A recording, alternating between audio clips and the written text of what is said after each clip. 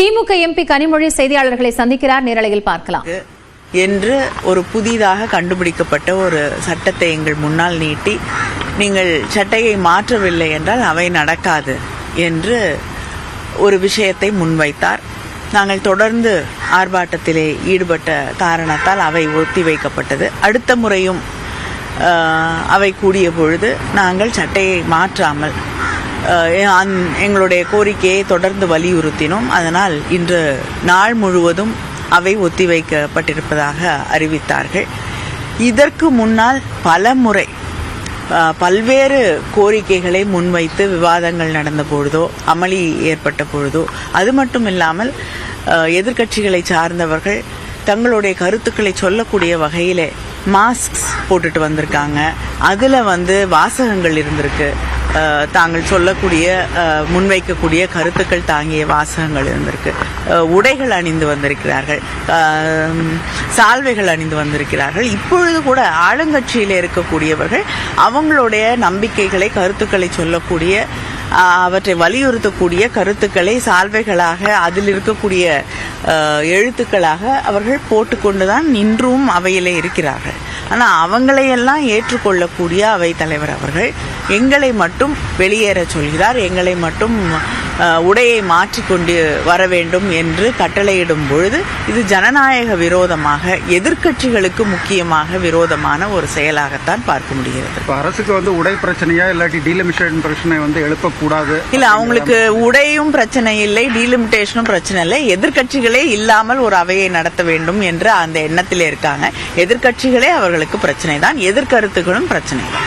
நேற்று நோட்டீஸ் கொடுத்தா அதை வெளியில தெரிவிக்க கூடாது, பத்திரிகைகள் தெரிவிக்க கூடாதுன்னு ஒரு கட்டுப்பாடு சொன்னாங்க.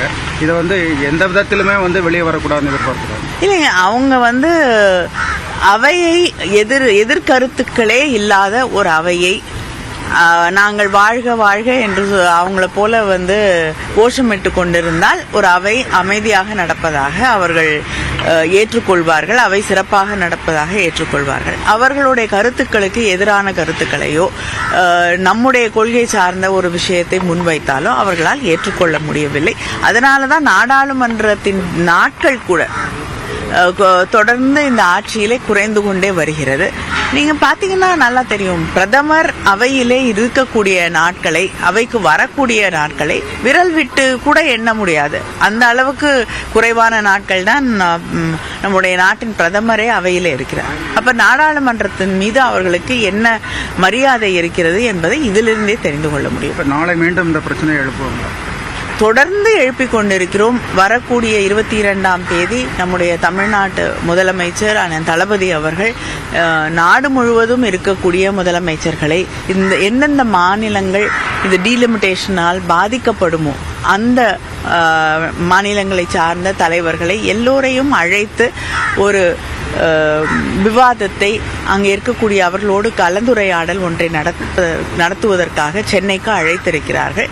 பல மாநில முதல்வர்கள், தலைவர்கள் கலந்து கொள்ளக்கூடிய ஒரு நிகழ்ச்சி அங்கே நடைபெற இருக்கிறது. அப்படிப்பட்ட ஒரு சூழலிலே நிச்சயமாக நாளை நாடாளுமன்ற வளாகத்தில் வாசலுக்குள்ளே ஒரு ஆர்ப்பாட்டம் நிச்சயமாக நடக்கும். அதை தொடர்ந்து அவையிலும் இந்த கருத்தை நாங்கள் விவாதிக்க வேண்டும் என்று குரல் எழுப்புவோம். வழக்கம் போல் அவர்கள் அனுமதிப்பார்களா இல்லையா என்பது ஒரு மிகப்பெரிய கேள்விக்குறியாக இருக்கிறது. ஆனால் திராவிட முன்னேற்ற கழகம் எங்களுடைய முதலமைச்சர் அவர்கள் சொல்லி இருப்பதற்கு இணங்க இதை தொடர்ந்து எடுத்து செல்லும். எங்களுக்கு ஒரு ஃபேர் டீலிமிட்டேஷன், ஒரு நியாயமான டீலிமிட்டேஷன். உடையை குறிப்பிட்டு சபாநாயகர் இன்று நாள் முழுவதும் அவையை ஒத்திவைத்திருப்பதாகவும், எதிர்க்கட்சிகள் இல்லாத ஒரு அவையை நடத்த பாஜக அரசு முயற்சிப்பதாகவும் திமுக எம்பி கனிமொழி குற்றம் சாட்டியிருக்கிறார். விவரங்களை பின்னர் விரிவாக பார்க்கலாம்.